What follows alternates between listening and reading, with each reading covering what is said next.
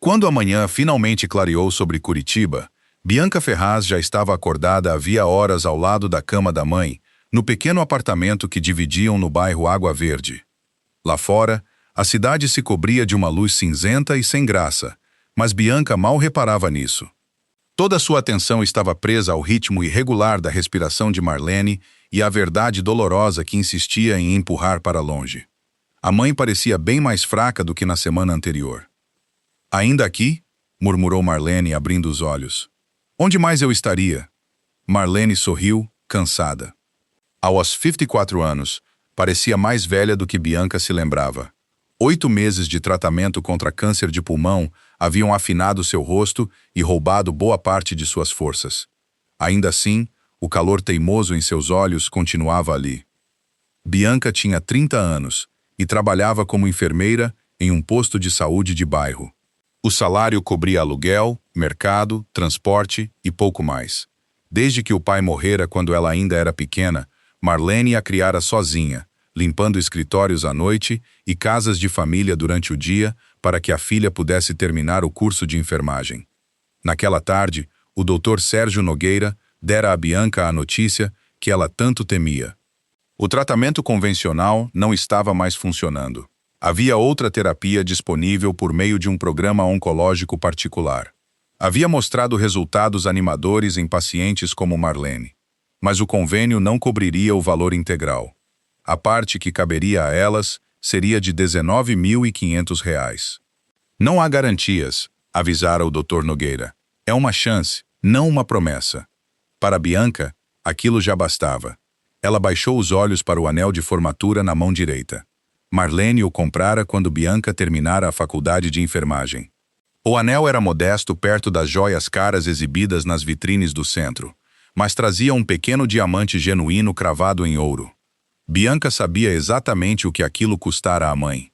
Não só dinheiro, anos, turnos extras, mãos doloridas, domingos perdidos, refeições que Marlene dizia não ter fome de comer. "Mãe", disse Bianca baixinho, "eu sei como vou pagar o tratamento." Marlene seguiu o olhar da filha e entendeu na hora. "Não, é só um anel. Não é só um anel. Você vale mais." Marlene se esforçou para sentar-se ereta. "Trabalhei quase 2 anos a mais para comprar isso para você." Toda vez que eu olhava para ele, lembrava que minha menina tinha conseguido. Que a gente tinha conseguido. Os olhos de Bianca queimaram. "E de que adianta um símbolo da nossa vitória se eu perder a pessoa com quem eu queria compartilhá-la?" Marlene virou o rosto. Bianca segurou sua mão. "Você me ensinou que família vem antes de qualquer objeto. Deixa eu viver o que você me ensinou." Na manhã seguinte, Bianca levou o anel até o centro da cidade. Numa pequena joalheria de artigos, usados perto da Praça Tiradentes, um joalheiro idoso chamado Osvaldo Aguiar o examinou com cuidado. "Boa pedra", disse. "Bom ouro. Eu poderia oferecer 10.400. O estômago de Bianca se apertou. "Eu preciso de 19.500. "Entendo, mas não posso pagar o valor de mercado por algo que terei que revender. É para o tratamento de câncer da minha mãe." Osvaldo baixou a lupa e olhou para ela com genuína compaixão. "Quem me dera que isso mudasse o valor." Bianca engoliu em seco. "Qual é o máximo que o senhor consegue fazer?" 10,04. Ela saiu com o anel ainda dentro do estojo de veludo. No dia seguinte, tentou de novo. Uma loja ofereceu 7.800. Outra, 9.100. Uma boutique elegante do centro mal olhou para o anel antes de dizer que era comum demais para a clientela deles. No fim da tarde, a chuva voltou a cair. Bianca pisou na calçada escorregadia, apertando o estojo de veludo e os papéis médicos dentro do casaco. Estava calculando quantos plantões extras precisaria fazer quando esbarrou em alguém. A pasta caiu. Os papéis se espalharam sobre o asfalto molhado. "Desculpa", ela ofegou. Um homem alto, de terno escuro, se agachou imediatamente para ajudar a recolher as folhas. Tinha talvez 46 anos, cabelo escuro com fios grisalhos nas têmporas. Diferente da maioria das pessoas correndo debaixo da chuva, parecia completamente indiferente a arruinar o casaco caro. Então ele pegou uma página em especial. Autorização de tratamento oncológico. Marlene Ferraz. Devolveu-a rapidamente. Desculpa, não foi minha intenção ler isso. Bianca a pegou de volta. Obrigada. Começou a se afastar. Alguém da sua família está doente. Bianca parou.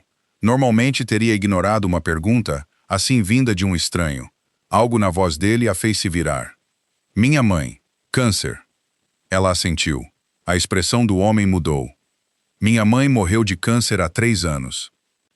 Por um instante, o barulho do trânsito pareceu distante. Ele olhou para o estojo de veludo na mão de Bianca, depois para a joalheria atrás dela. Você está vendendo algo para pagar o tratamento.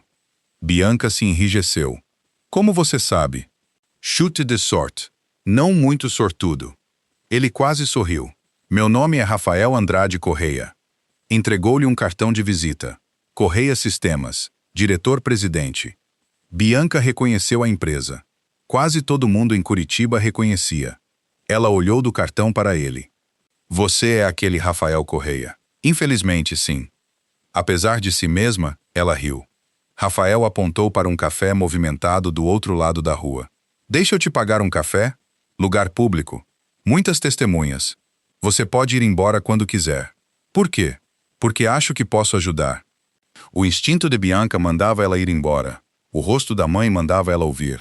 Então atravessou a rua com ele, carregando um anel que estava disposta a perder, sem imaginar que, antes do fim daquela noite, tudo o que acreditava sobre sorte, estranhos e bondade começaria a mudar.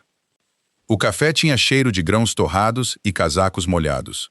Bianca escolheu uma mesa perto da vitrine, onde metade do salão podia vê-los. Rafael parecia entender. Não se sentou muito perto. Não fez perguntas invasivas. Simplesmente pediu 2 cafés e esperou. Por fim, apontou com a cabeça para o estojo de veludo. Posso ver o anel? Bianca hesitou, depois abriu. Rafael estudou o pequeno diamante. Formatura de enfermagem. Sua mãe comprou? Bianca ergueu os olhos, surpresa. Como você sabe? Você fica olhando para ele como se pertencesse aos 2. Aquela resposta desarmou. Ela se matou de trabalhar para eu me formar. Depois trabalhou ainda mais para comprar isso. E agora você está vendendo para salvá-la. Eu venderia tudo o que tenho. Quantos joalheiros estão oferecendo? Entre 7 e 10 mil. Quanto você precisa? 19.500. Rafael recostou-se. E sozinha? Bianca deu uma risada sem humor. Sou enfermeira de posto de saúde sustentando minha mãe. Bancos apreciam histórias comoventes, mas não o bastante para ignorar exigência de renda. Outros parentes? Ninguém que possa ajudar. Meu pai morreu quando eu era pequena. Sempre foi só eu e ela. Rafael olhou para o café por vários segundos. Então disse, eu vou pagar o tratamento. Bianca achou que tinha entendido errado. O quê? Tudo? Ela o encarou. Você nem me conhece. Não. Tem uma condição, uma só. Os ombros de Bianca se retesaram. Rafael percebeu. A condição é que você fique com o seu anel. Isso não é uma condição. Então chame de pedido. Por que você daria 19.500 reais a uma estranha? Porque eu posso. Isso não é motivo. Ele assentiu, aceitando o desafio. Minha mãe era professora de escola pública. Quando ela adoeceu, dinheiro não era o problema. Eu podia comprar especialistas, quarto particular, medicamentos experimentais, mas não conseguia comprar mais tempo. A voz dele suavizou. Uma enfermeira ficava até tarde com ela quase toda a noite. Ela estudava oncologia e mal conseguia pagar a faculdade. Uma tarde, descobri que ela tinha vendido uma corrente de ouro, herdada da avó, para comprar um remédio que o convênio da minha mãe atrasava em liberar. Bianca ouviu em silêncio. Quando perguntei por que ela sacrificaria algo tão pessoal por alguém que mal conhecia, ela disse, é joia. Sua mãe está viva. Rafael olhou para o anel de Bianca. Quando te vi na frente daquela joalheria, lembrei dela. O que aconteceu com a enfermeira? Paguei o resto da faculdade dela, anonimamente. Ela descobriu depois. Hoje trabalha com pacientes de câncer. A desconfiança de Bianca não tinha desaparecido, mas algo mais quente começava a se abrir espaço por baixo dela. Eu não quero caridade. Nem ela queria. Então como você chama isso? Uma pessoa carregando parte do peso da outra, porque hoje seus ombros estão mais fortes. Bianca baixou os olhos. Se eu aceitar, o dinheiro vai direto para o hospital. Sem dúvida. Você não tem acesso às minhas contas. Eu não quero isso. Nenhum contrato dizendo que você me deve algo depois. Nenhum. E você entende que ajudar minha mãe não te dá nenhum direito sobre mim. A expressão de Rafael ficou séria. Bianca, se alguém algum dia usar generosidade para comprar controle sobre você, aquilo nunca foi generosidade. Aquela frase encerrou a discussão. Foram direto ao centro de oncologia. O Dr. Nogueira olhou de Bianca para Rafael, visivelmente confuso. Qual é a relação do Sr. Correia com a paciente? Rafael respondeu antes que Bianca pudesse. Um amigo que quer ajudar. O pagamento foi feito diretamente ao hospital. Naquela mesma noite, Marlene já podia começar o novo tratamento. Quando Bianca levou Rafael para casa, Marlene ficou horrorizada. Você o conheceu hoje? Sim. E ele está pagando meu tratamento? Sim, mãe. Bianca Ferraz. Rafael quase riu, mas se conteve a tempo. Marlene olhou para ele. Rapaz, por quê? Porque sua filha me lembrou alguém que minha mãe amava. Ele contou a Marlene a mesma história. Quando terminou, Marlene ficou calada. Depois perguntou, o que você espera em troca? Nada. Nada. Rafael pensou, talvez um jantar. Marlene estreitou os olhos. Isso soa suspeito. Mãe, pelo menos deixa ele ficar para o jantar. Eu gostaria de conhecer a mulher que criou alguém disposta a vender seu bem mais precioso sem hesitar. Marlene olhou para Bianca. E o que minha filha te deu? A resposta de Rafael veio baixinho. Esperança. As palavras surpreenderam os três. Esperança de que o sucesso não tinha me deixado tão frio quanto eu temia. Esperança de que ainda existem pessoas que se lembram do que importa. Marlene o estudou por um longo momento. Então suspirou. Está bem, pode ficar para o jantar. Não temos muita coisa, avisou Bianca. Eu não estava planejando comer a comida de vocês. 1 hora depois, Rafael voltou com comida pronta. Sopa para Marlene, flores de uma floricultura da esquina e uma sobremesa que Bianca insistiu que ninguém precisava. Comeram ao redor de uma mesinha, sob uma luz de cozinha que piscava. Rafael, dono de uma cobertura com vista para a cidade, riu mais naquele jantar simples do que em qualquer jantar corporativo em anos. E Marlene percebeu. Bianca também. O novo tratamento começou na manhã seguinte. Rafael chegou antes de Bianca e Marlene alcançarem a ala de oncologia. Você voltou, disse Bianca. Eu disse que voltaria. Ela esperava que a bondade dele desaparecesse assim que o momento dramático passasse. Homens ricos, imaginava, provavelmente gostavam de salvar pessoas antes de voltar para vidas ocupadas demais para se lembrar delas. Rafael continuou voltando. Trouxe livros para Marlene, lanches saudáveis para Bianca, e uma vez apareceu com um cobertor amarelo ridículo, porque Marlene reclamara que os cobertores do hospital pareciam deprimentes demais para curar alguém. 4 semanas depois, o Dr. Nogueira os chamou ao consultório. O tumor diminuiu quase 1/3. Bianca apertou a mão de Marlene. Então está funcionando. É animador. Muito animador. Continuamos com cuidado. Marlene chorou. Bianca chorou mais ainda. Rafael ficou parado atrás delas, até Marlene esticar o braço e puxá-lo para o abraço. Você já é da família agora, declarou ela. Parece que não tenho escolha. Nenhuma escolha mesmo. Marlene recuperou forças aos poucos. Começou a fazer caminhadas curtas, exercícios de respiração, comer com mais apetite. Uma tarde, os 3 pararam num restaurante de bairro, perto do Parque Barigui, depois de uma consulta médica. No meio da sobremesa, Marlene largou a colher. Rafael, você gosta da minha filha? Bianca quase deixou o copo cair. Mãe. Rafael sorriu. Muito, como amiga. Olhou para Bianca. Não só isso. Marlene assentiu, satisfeita. E você, Bianca? Isso não é um interrogatório. É sim. Bianca olhou para Rafael. Nas semanas anteriores, ela tinha começado a reconhecer o som dos passos dele no corredor. Notava como ele lembrava qual chá Marlene preferia e como mandava mensagens perguntando se ela tinha comido depois de plantões difíceis. Sim, admitiu. Eu gosto dele. Ótimo. Problema resolvido. Nada está resolvido, protestou Bianca.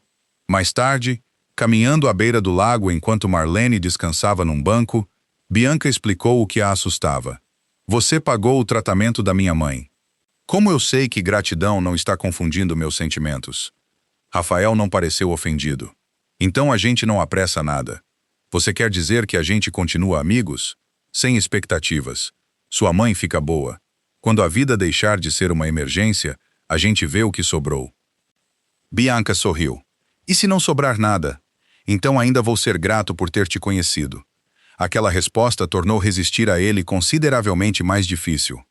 Nos 2 meses seguintes, a melhora de Marlene continuou. O tumor encolheu mais da metade. Rafael passava tanto tempo no apartamento delas que Marlene acabou deixando uma escova de dente reserva no banheiro. Você praticamente mora aqui, disse ela. Minha cobertura tem móveis melhores. Então por que você fica sempre no nosso sofá horrível?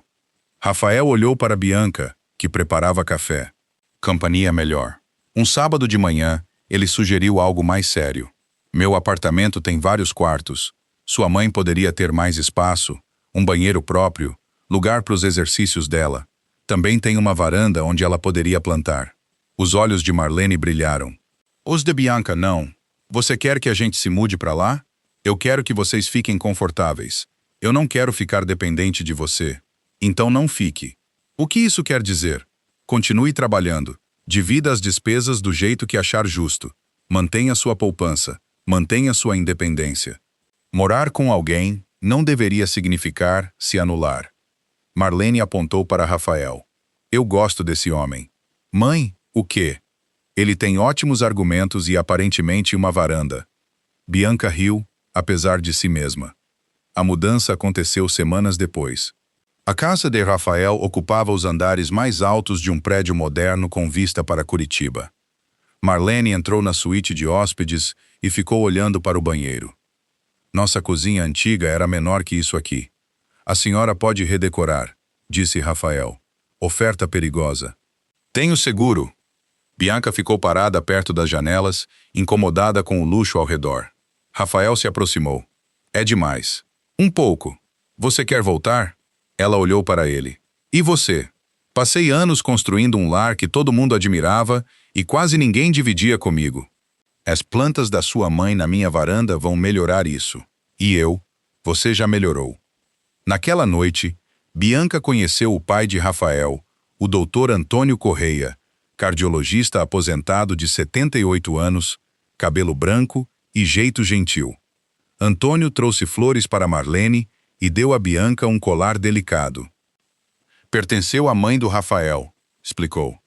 Ela uma vez me disse que, se o meu filho algum dia encontrasse uma mulher que o lembrasse para que serve o coração dele, eu deveria dar isso a ela. Os olhos de Bianca marejaram. Não posso aceitar algo tão pessoal. Antônio sorriu. É exatamente por isso que deve aceitar. Mais tarde, antes de ir embora, Antônio chamou Rafael de lado e entregou-lhe uma segunda caixinha. Dentro estava o anel de noivado da falecida esposa. Quando tiver certeza, disse Antônio. Rafael olhou para Bianca, rindo com Marlene na cozinha. Eu já tenho. Antônio pôs a mão no ombro do filho. Então tenha paciência para deixar que essa certeza também se torne dela. 2 meses após a mudança, o Dr. Nogueira entrou na sala de consulta, segurando os últimos exames.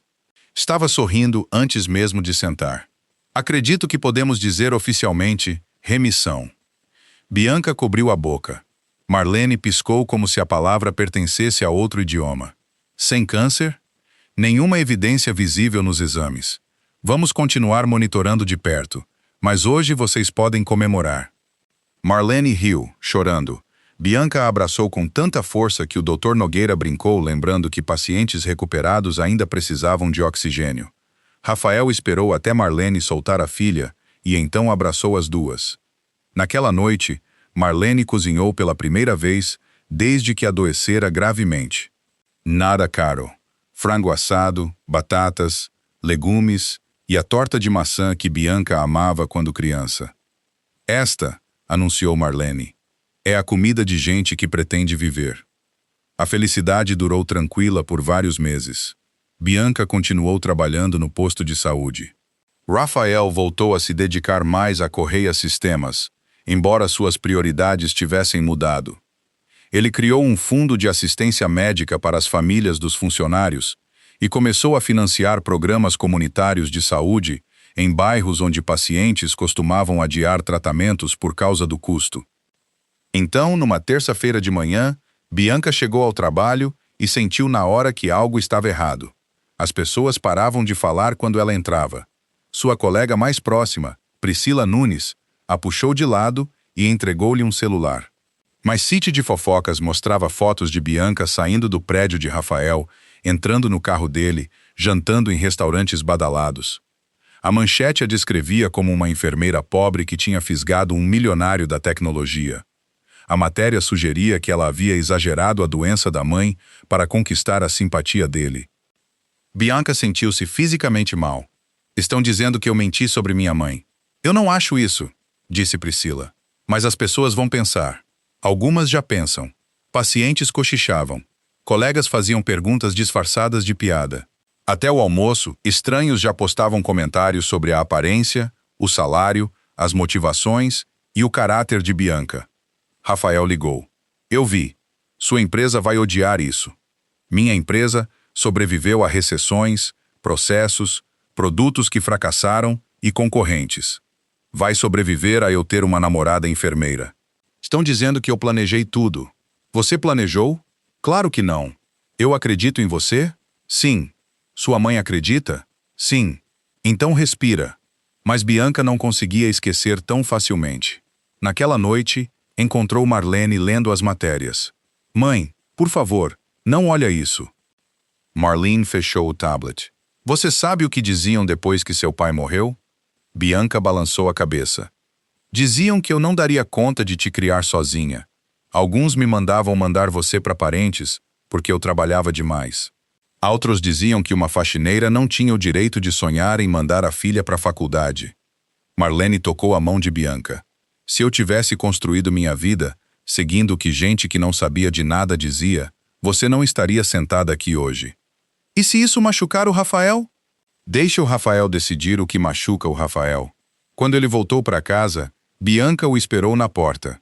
Talvez eu deva sair até isso passar. Rafael a encarou. Sair de mim temporariamente? Não, Bianca.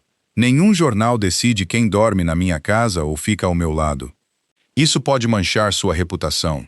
Minha reputação não é mais importante do que sua dignidade. Na manhã seguinte, a Correia Sistemas divulgou uma única nota.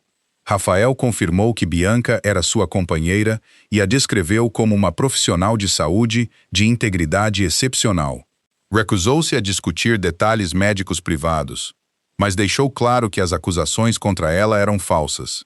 Encerrou dizendo que sua vida pessoal não estava disponível para negociação pública. A história, aos poucos, foi esfriando.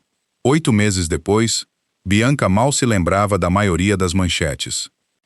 Um sábado, porém, Marlene flagrou Rafael escondendo uma caixinha. Esperou até ele sair do cômodo. Bianca, o quê? Ele tem uma joia. Bianca congelou. Que tipo? O tipo que homem esconde quando está prestes a tomar uma decisão financeira terrível. Mãe? Marlene sorriu, maliciosa. Usa o vestido azul hoje. Como você sabe que ele quer que eu use o vestido azul? Eu te criei. Também sei ler um milionário nervoso. Quando Rafael entrou momentos depois, Bianca percebeu na hora. As mãos dele estavam firmes. Os olhos, não. Você viria comigo a um lugar? Onde? Um lugar ligado ao pior dia da sua vida. Isso soa romântico. Confia em mim. Bianca olhou para Marlene. A mãe de repente ficou fascinada pelo próprio chá. E Bianca soube que as duas estavam escondendo alguma coisa. Rafael dirigiu até o centro sem explicar nada. Pararam perto do bairro onde Bianca passara aquela tarde de chuva visitando joalherias. Um terraço particular no alto de um prédio antigo de tijolos aparentes, fora decorado de forma simples, com velas, flores brancas e uma mesa para 2.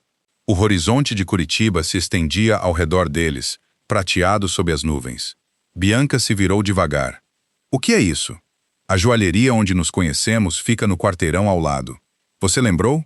Eu me lembro de quase tudo daquele dia. Rafael a conduziu até a grade. Lembro de pensar que você parecia exausta e furiosa com o mundo. Eu estava. Também parecia determinada. Eu precisava salvar minha mãe e achei que estava ajudando você. Bianca sorriu. E ajudou? Não. Essa é só metade da história. A voz dele tremeu levemente. Eu tinha dinheiro, uma empresa, uma casa que apareciam em revistas e mais posses do que uma pessoa precisa. Ainda assim, todas as manhãs, eu acordava sentindo que minha vida tinha virado uma máquina eficiente sem ninguém vivendo dentro dela. Os olhos de Bianca marejaram. Então eu te conheci. Rafael se ajoelhou. Bianca cobriu a boca. Ele abriu uma caixinha de veludo. Dentro havia 2 anéis. Um era o elegante anel de noivado que pertencera à mãe dele. O outro fez Bianca parar de respirar. Seu anel de formatura. Meu anel. Rafael sorriu. Eu encontrei o Osvaldo Aguiar. Visitei todas as joalherias de usados da região, até alguém se lembrar da enfermeira que implorava por dinheiro suficiente para pagar um tratamento de câncer. Mas eu nunca tinha vendido a ele. Você acabou deixando com outra loja antes de me conhecer. Você me contou depois, onde o dono ainda tinha ele no estoque. Sua mãe me ajudou a confirmar a gravação. Bianca já chorava. Eu comprei de volta. Por quê? Porque esse anel representa algo que o diamante da minha mãe nunca poderia representar. Representa uma filha disposta a abrir mão do símbolo da sua maior conquista pela mulher que tornou aquela conquista possível. Ela ergueu o segundo anel. E este representa o que eu espero que venha a seguir. As mãos de Bianca tremiam. Bianca Ferraz, você aceita se casar comigo? O riso dela quebrou através das lágrimas. Sim. Eu tinha um discurso mais longo. Você pode fazer depois. Sim. Sim, Rafael. Sim. Ele colocou o anel de noivado no dedo dela e devolveu o anel de formatura ao lado. Quando Bianca olhou para os dois, Rafael sussurrou. Seu passado e nosso futuro. Casaram-se no ano seguinte. Bianca recusou uma cerimônia extravagante, apesar das ofertas de Rafael. Em vez disso, escolheram uma igrejinha perto do bairro onde ela crescera. Marlene cultivou flores na varanda de Rafael e as usou na decoração. Priscila ficou ao lado de Bianca como madrinha. O Dr. Nogueira compareceu com a esposa. Várias enfermeiras do posto de saúde foram. Executivos da Correia Sistemas se sentaram ao lado de antigos vizinhos de Bianca, e ninguém pareceu se importar quais convidados chegaram em carros de luxo e quais vieram de ônibus. Antônio conduziu Bianca até o altar. Antes de entregá-la a Rafael, disse: "Cuide bem dela." Rafael respondeu: "Com a minha vida." Durante a recepção, numa propriedade modesta no interior perto de Curitiba, Rafael se levantou para falar. Pouco mais de um ano atrás, eu achava que riqueza era ter dinheiro suficiente para nenhuma emergência me assustar. Então conheci uma mulher enfrentando uma emergência que dinheiro podia resolver, e ela me ensinou que dinheiro era a parte menos importante. Ele olhou para Bianca. O que importava era por que ela estava disposta a perder tudo. Bianca se levantou e se juntou a ele. "E o que importou para mim," disse ela, "foi aprender que receber ajuda nem sempre nos torna fracos. Às vezes, a bondade de outra pessoa nos dá força suficiente para ficar de pé de novo." Marlene enxugou os olhos. Antônio fingiu que tinha poeira nos dele.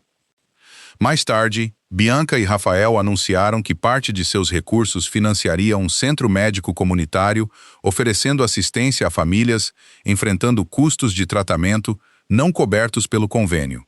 Batizaram o programa de apoio a pacientes com o nome das duas mães. Pouco depois, Bianca descobriu que estava esperando um filho.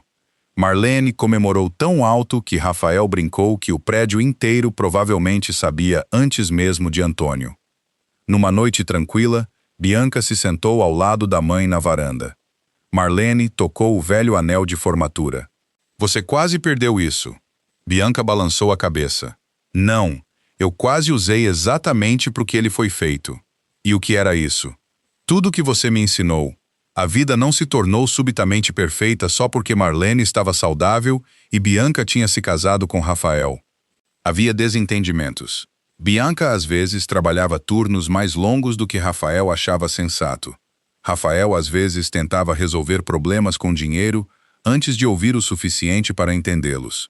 Marlene continuava acreditando que toda decisão da família exigia sua opinião. O primeiro filho deles nasceu saudável, seguido, alguns anos depois, por outro, e a casa dos Correia ficou mais barulhenta do que a antiga cobertura silenciosa de Rafael jamais poderia ter imaginado. O centro médico comunitário também cresceu. Bianca insistiu que oferecesse mais do que assistência financeira.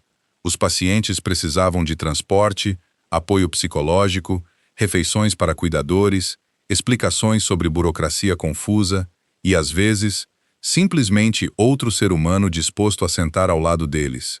Ela sabia como a solidão amplificava o medo. Uma tarde, vários anos depois da recuperação de Marlene, uma jovem técnica de enfermagem chamada Larissa chegou ao consultório de Bianca. O pai dela precisava de um remédio que a família não conseguia pagar. Larissa colocou uma pulseirinha de ouro fino sobre a mesa de Bianca. "Você conhece algum lugar que compra joias?" Bianca olhou para a pulseira. Por um instante, tinha 30 anos de novo, parada na chuva com um estojo de veludo na mão. Empurrou a pulseira de volta, gentilmente. "Guarda isso." Larissa balançou a cabeça. "E eu preciso do dinheiro." "Não. O que você precisa é de ajuda." Bianca acionou o fundo de apoio. O remédio foi coberto naquela mesma tarde. Quando Rafael soube o que tinha acontecido, sorriu. O ciclo continua se movendo. Bianca olhou para o próprio anel de formatura. Só se alguém escolher continuar movendo ele. Os anos se passaram. Marlene envelheceu, mas continuou ferozmente cheia de energia. Trabalhava como voluntária no centro médico várias manhãs por semana, geralmente ignorando os lembretes de Bianca para não se cansar demais. Uma noite, depois do fechamento, Bianca encontrou a mãe sentada no jardinzinho do centro. "Você devia estar em casa.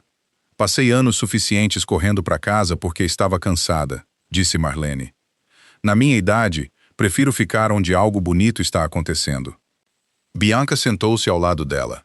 De dentro vinham as vozes abafadas de enfermeiras terminando papelada e uma criança rindo com o pai. Marlene olhou para a filha. "Você já pensa naquela semana de chuva? Sempre. Você acha que tudo aconteceu porque você estava disposta a vender o anel?" Bianca pensou. "Não." Marlene levantou uma sobrancelha. "Eu acho que tudo aconteceu porque muita gente fez escolhas." "Que escolhas?" "Eu escolhi você em vez do anel. Rafael escolheu compaixão em vez de ir embora. Você escolheu confiar na ajuda, mesmo odiando precisar dela. O Dr. Nogueira escolheu não desistir quando o primeiro tratamento falhou.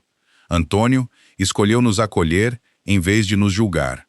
A Priscila escolheu amizade quando estranhos escolheram fofoca."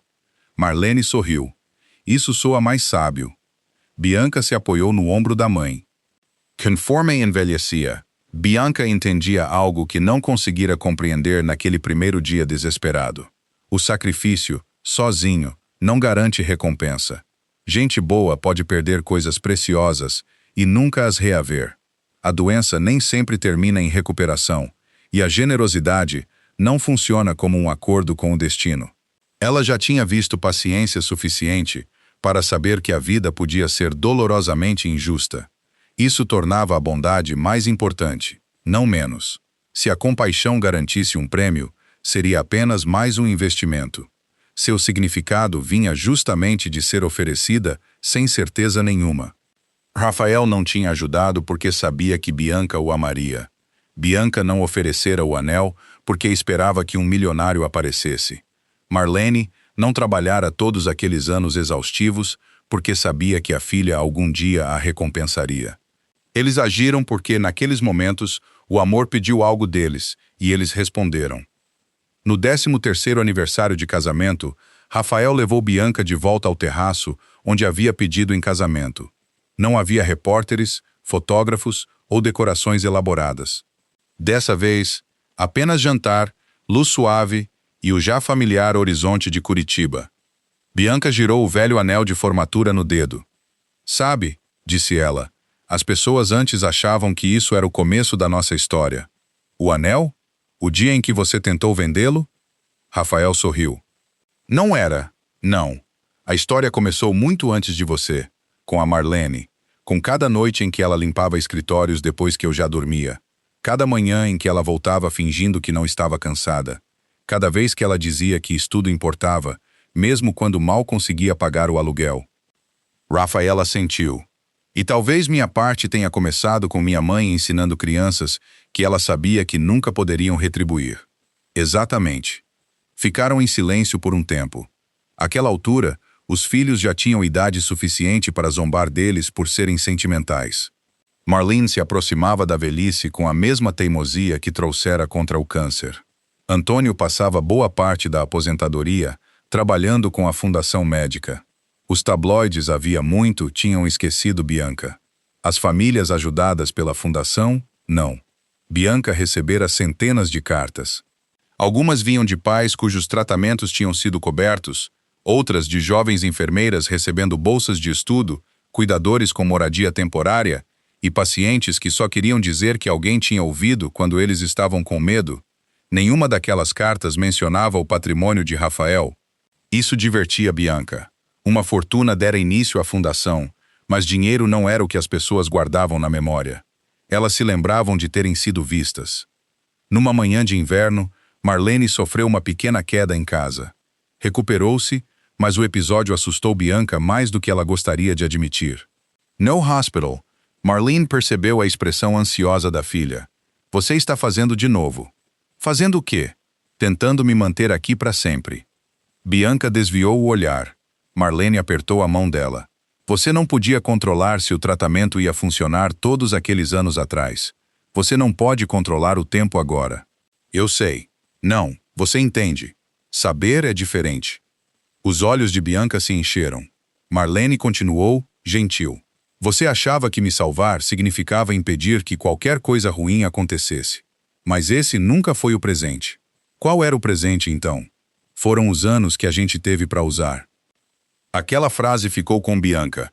Ela começou a medir a vida de outro jeito depois disso. Não evitando finais, e sim preenchendo o meio. Visitava Marlene com mais frequência, sem ficar checando o celular. Saía do trabalho na hora certa quando os filhos tinham apresentação escolar. Rafael reduziu reuniões às quais comparecia por hábito, não por necessidade. Antônio ensinou os netos a plantar tomate, a maioria dos quais os esquilos comiam antes que a família pudesse colher. Os dias comuns se tornaram preciosos, porque ninguém fingia que eram infinitos. E Bianca finalmente entendeu por que seu anel de formatura sempre significara tanto para Marlene. Nunca representara uma joia. Representava tempo transformado em amor. Horas de limpeza viraram mensalidade da faculdade. Exaustão virou oportunidade. Oportunidade virou um diploma de enfermagem. E anos depois, aquele diploma de enfermagem ajudou Bianca a sentar ao lado de pacientes assustados e dizer com total sinceridade: você não precisa carregar isso sozinho. O anel tinha atravessado uma história notável, mas seu significado mais profundo nunca mudara. Representava uma pessoa escolhendo outra, de novo e de novo. Muitos anos depois, o cabelo de Marlene estava completamente prateado. Os netos a conheciam como a avó que assava demais, trapaceava sem vergonha nos jogos de cartas e contava histórias constrangedoras sobre a mãe deles. Numa tarde de primavera, a família se reuniu na casa de campo perto de Curitiba. Marlene sentou-se debaixo de uma árvore, observando as crianças correrem pela grama, enquanto Bianca e Rafael preparavam o almoço. Antônio, mais velho agora, e andando com uma bengala, sentou-se ao lado dela. A gente se saiu bem, disse ele. Marlene sorriu. Nossos filhos se saíram bem. Nós tivemos alguma participação nisso. Um pouco. Bianca os ouviu e riu. Naquela noite, depois que todos entraram, ela ficou na varanda. Rafael se juntou a ela. Pensando em quê? Bianca olhou para os 2 anéis na mão. O mais estranho é que eu achava que o pior dia da minha vida tinha sido o dia em que eu não conseguia juntar dinheiro suficiente para mamãe. E agora acho que foi o dia que revelou o real valor de tudo o mais. Ela apoiou a cabeça no ombro dele. Ao longo dos anos, Bianca aprendera a não contar a história como se a pobreza tivesse sido magicamente recompensada com riqueza. Essa nunca fora a lição que queria deixar para os filhos. A vida não era uma máquina em que o sacrifício entrava de um lado e a felicidade saía do outro. Ela cuidara de gente que amava intensamente e ainda assim perdia alguém. Vira famílias generosas enfrentarem dificuldades para as quais nenhum estranho jamais aparecera com solução. Sabia bem demais para prometer que a bondade sempre recebia uma recompensa visível. O que ela acreditava era mais silencioso, e para ela, muito mais importante. Uma vida humana ganha sentido pelo que escolhemos dar atenção enquanto ainda temos tempo. Marlene passara anos ganhando muito pouco dinheiro. Ainda assim, dera a Bianca educação, coragem e a certeza de ser amada. Rafael possuíra uma fortuna enorme. Ainda assim, antes de conhecer Bianca, lhe faltava algo que nenhuma conta bancária poderia oferecer. Um motivo para aquela riqueza importar. A própria Bianca um dia acreditara que aceitar ajuda significava perder a independência. A idade lhe ensinou que independência e isolamento não eram a mesma coisa. Gente forte nem sempre carregava tudo sozinha. Às vezes, força significava deixar outra pessoa segurar uma ponta do peso. Ela também aprendeu que os bens materiais não eram nem vergonhosos nem sagrados. Um anel podia ser bonito, uma casa podia trazer conforto, dinheiro podia comprar tratamento, construir clínicas, dar a famílias exaustas espaço para respirar. Mas nada disso decidia seu próprio significado. Mãos humanas decidiam. Dinheiro podia virar vaidade ou remédio. Uma casa podia virar monumento à solidão, ou lugar onde crianças corriam pelos corredores. Um anel podia ficar guardado dentro de um estojo de veludo para sempre, ou podia se tornar prova de que o amor valorizava uma vida mais do que um objeto. Quanto mais velha Bianca ficava, menos se impressionava com gestos dramáticos e mais valorizava a consistência silenciosa. Rafael tinha mudado a vida dela pagando o tratamento. Sim, mas o casamento deles durara porque ele continuava fazendo café quando ela estava cansada, ouvindo quando ela estava com medo e pedindo desculpas quando errava. Marlene um dia sacrificara anos de trabalho pela filha, mas as lembranças mais profundas delas tinham sido construídas em noites comuns à mesa da cozinha. O amor se revelava de forma espetacular apenas de vez em quando. Na maioria dos dias, ele chegava de roupa de trabalho. Bianca olhou pela janela para Marlene, rindo com os netos. Finalmente compreendeu que o maior presente que recebera não fora o anel que Rafael recuperara, a vida confortável que construíram, nem mesmo a extraordinária segunda chance que a medicina dera à mãe dela. Fora a percepção de que tudo o que possuímos fica pequeno quando comparado às pessoas confiadas aos nossos cuidados. E que a bondade que oferecemos não desaparece.